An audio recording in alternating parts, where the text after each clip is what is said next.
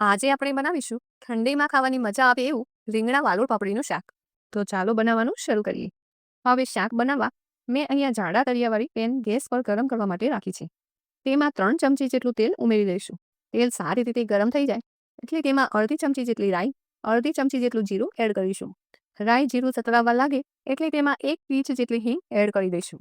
સાથે આદુ મરચાંને અધકચરા ક્રશ કરીને ઉમેરી દઈશું અને સારી રીતે સાતળી લઈશું. આદુ મરચાં સારી રીતે સતળાઈ જાય તેમાં લસણ, લાલ મરચાંની ચટણી એડ કરી દઈશું અને સારી રીતે તેને મિક્સ કરી લઈશું. તો અહીં તમે જુઓ બધી જ વસ્તુ સારી રીતે મિક્સ થઈ ગઈ છે અને લસણની કચાશ પણ દૂર થઈ ગઈ છે. હવે આપણે જે વાલોળને કટ કરીને રાખી હતી તે ઉમેરી દઈશું અને સારી રીતે મિક્સ કરી લઈશું. બધી જ વસ્તુ સારી રીતે મિક્સ થઈ જાય એટલે આપણે તેમાં કટ કરેલા રીંગણા ઉમેરી દઈશું. હવે આપણે આ બધી જ વસ્તુને સારી રીતે મિક્સ કરી લઈશું. મિક્સ થઈ જાય ત્યારબાદ આપણે આમાં મસાલા કરવાના છે.